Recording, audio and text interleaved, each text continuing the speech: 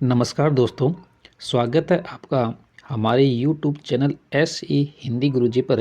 अपनी राजस्थान की सीरीज चल रखी थी, जिसके अंतर्गत हमने पिछली वीडियो में गुर्जर प्रतिहार 1 चैप्टर कंप्लीट किया है और अब अपना चैप्टर रहेगा 3 नंबर वाला चौहान वंश।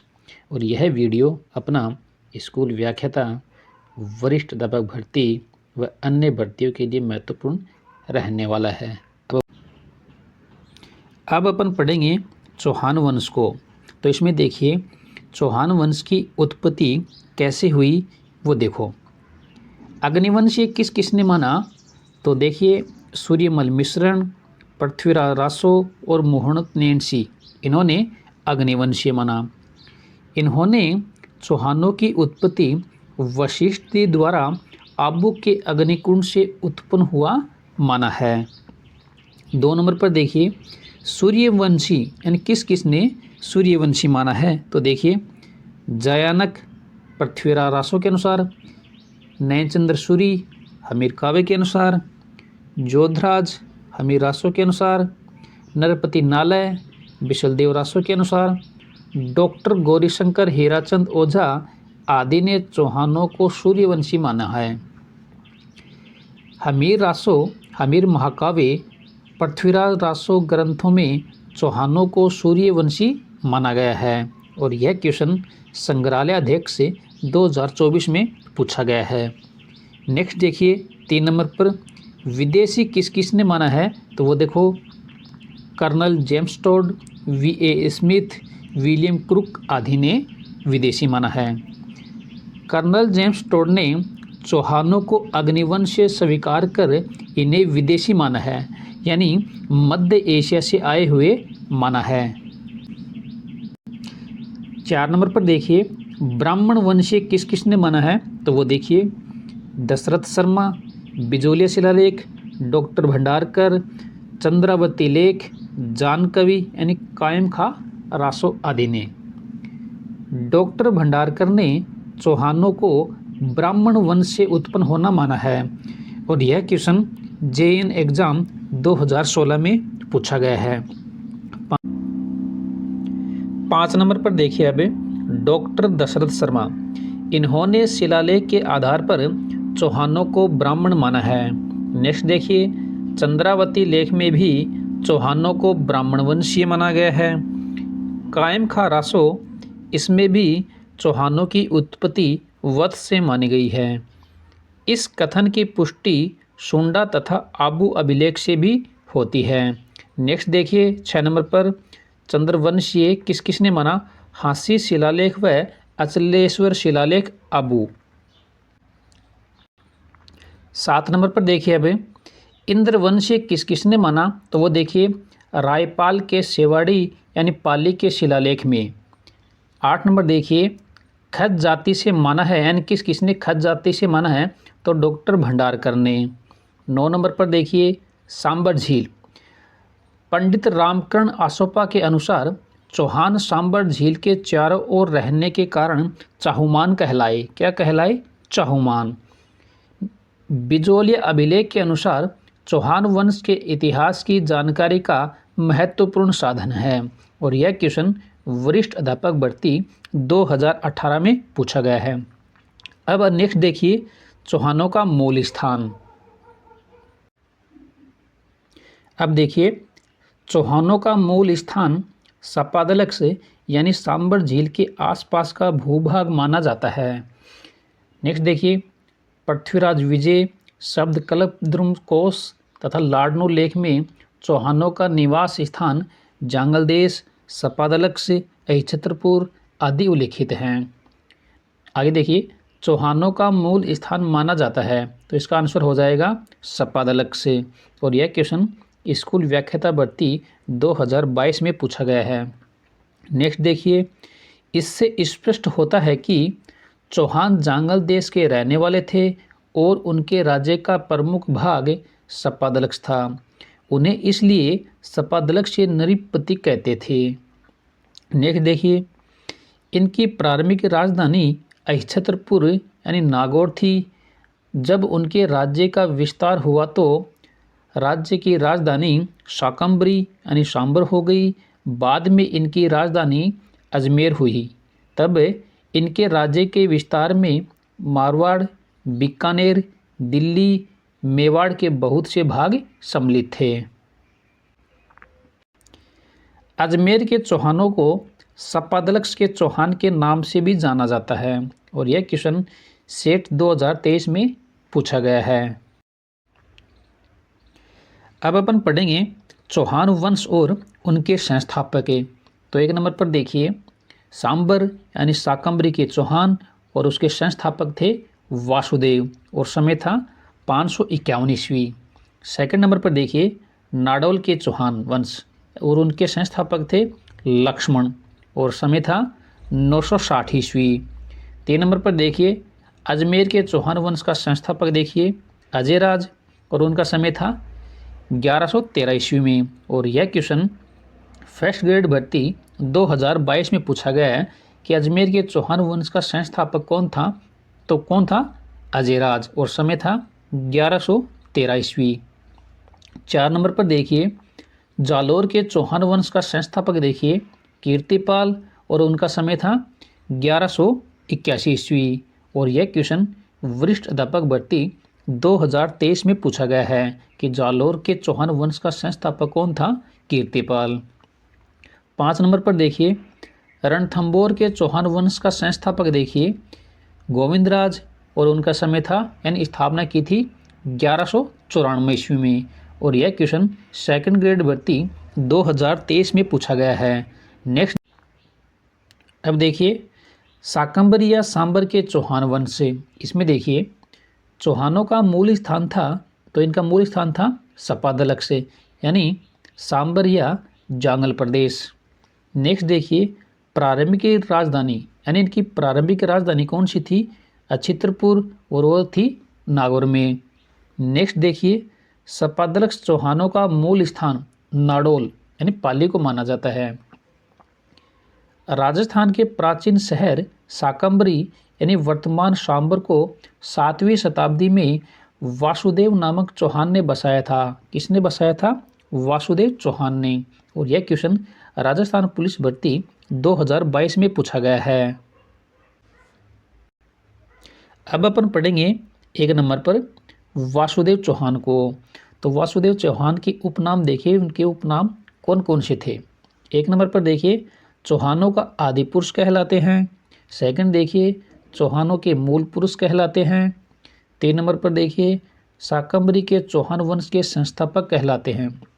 नेक्स्ट देखिए वासुदेव चौहान ने 551 ईस्वी में सांबर यानी सपादलक्ष झील के आसपास चौहान राज्य की स्थापना की तथा अहिछत्रपुर को अपनी राजधानी बनाया।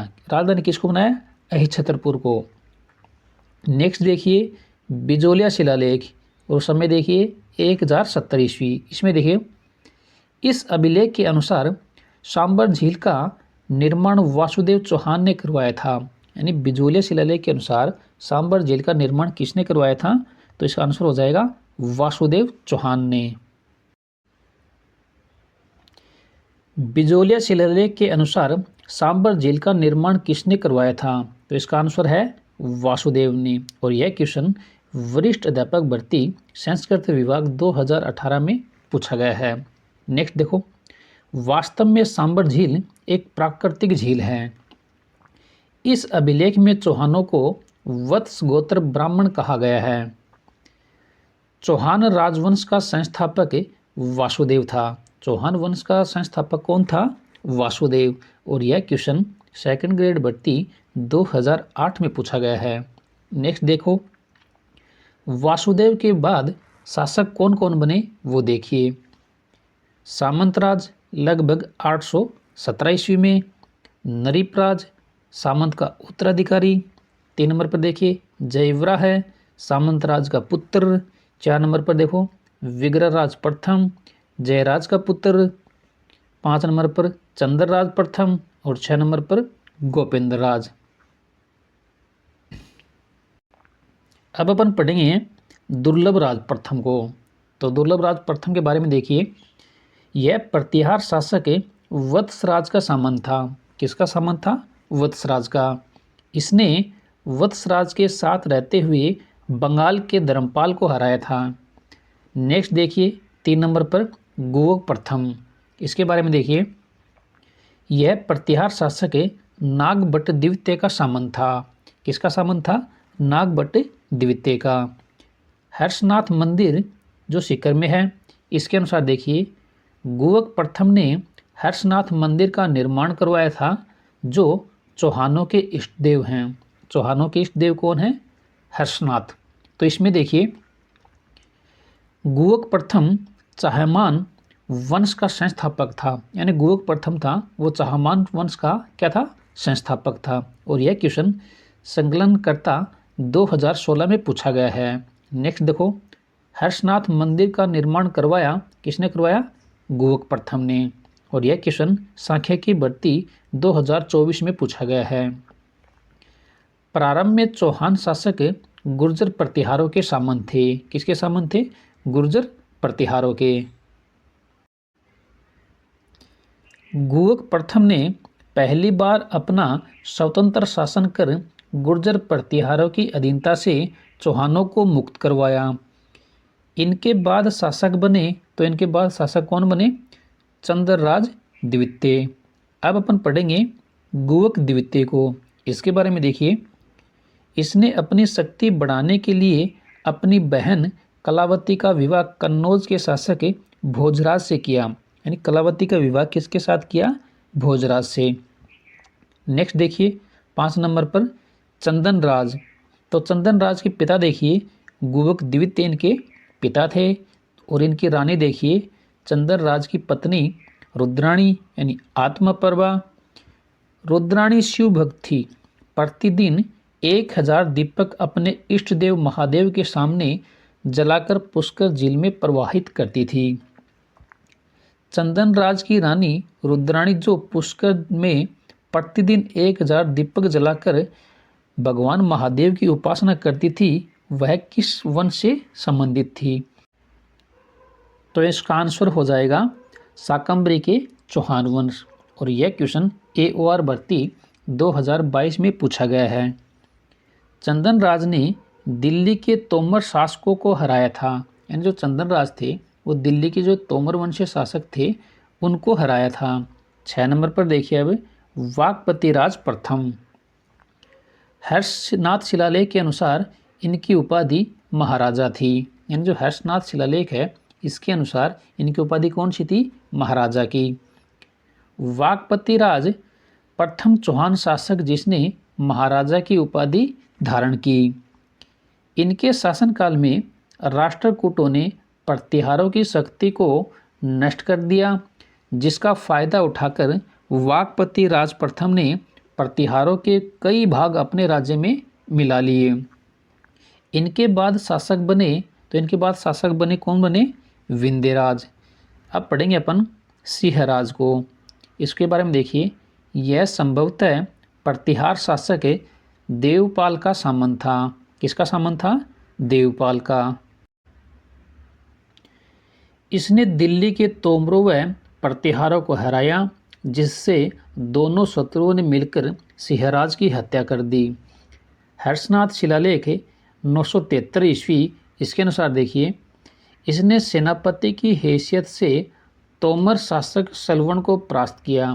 किसको परास्त किया? सलवण को, जो तोमर वंशी शासक था। सिंहराज ने महाराजा धीराज की उपाधि धारण की। कौन सी उपाधि? महाराजा धीराज की। अब अपन पढ़ेंगे 8 नंबर पर विग्रहराज द्वितीय को। तो विग्रहराज द्वितीय के पिता देखिए, तो इनके पिता थे सिंहराज। नेक्स्ट देखिए, सांबर की गद्दी पर बैठा लगभग 956 ईस्वी में। उपाधि देखिए, इनकी उपाधि थी खुर रजोनकार व दुर्लभ मेरु। ये दोनों इनकी उपाधि थी। यह चौहान वंश के प्रारंभिक शासकों में बड़ा प्रभावशाली व योग्य शासक था। इन्होंने अनहिलवाड़ा के चालुक्य शासक मूलराज प्रथम को हराया और उसे कर देने के लिए विवश किया।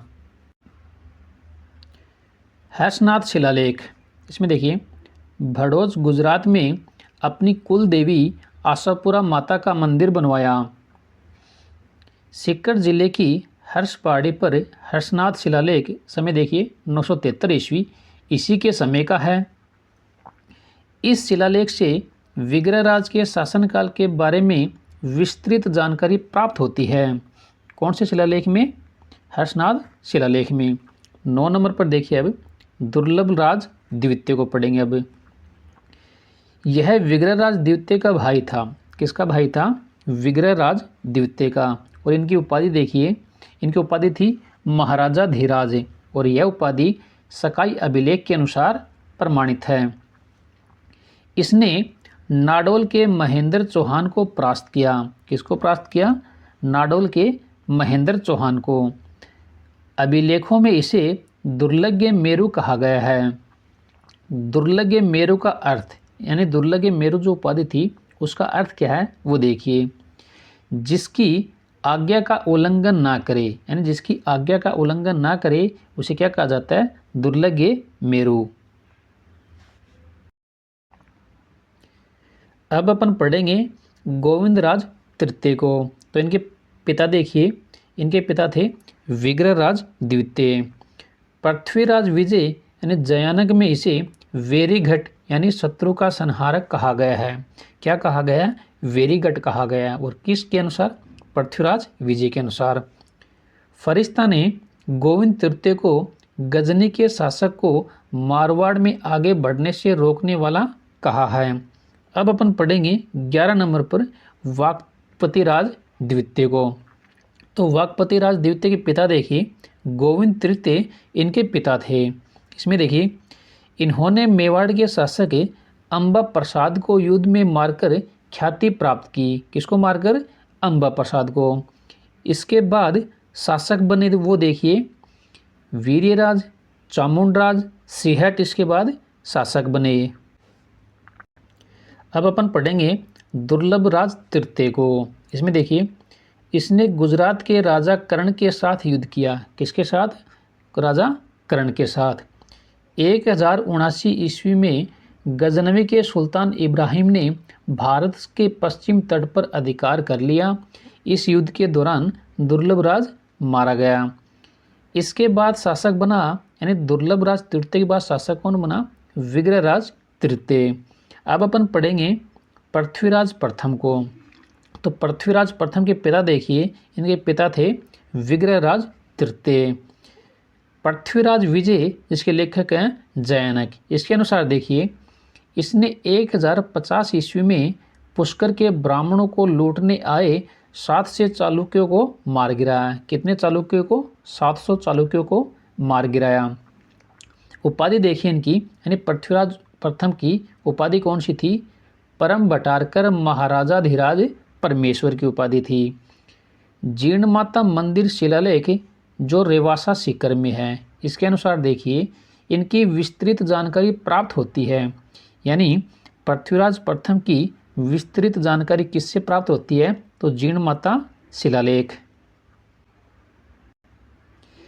प्रबंध कोश जिसके लेखक हैं राजशेखर, इसके अनुसार देखिए तुर्क सेना का विजेता कहा गया है। तुर्क सेना का विजेता किसके अनुसार कहा गया है? तो प्रबंध कोश के अनुसार। इसके बाद शासक बना अजयराज चौहान। कौन शासक बना? अजयराज चौहान। इसी के साथ अपना ये चैप्टर यही कंप्लीट होता है और नेक्स्ट वीडियो में अपन पढ़ेंगे अजमेर के चौहान वंश को। तब तक के लिए नमस्कार।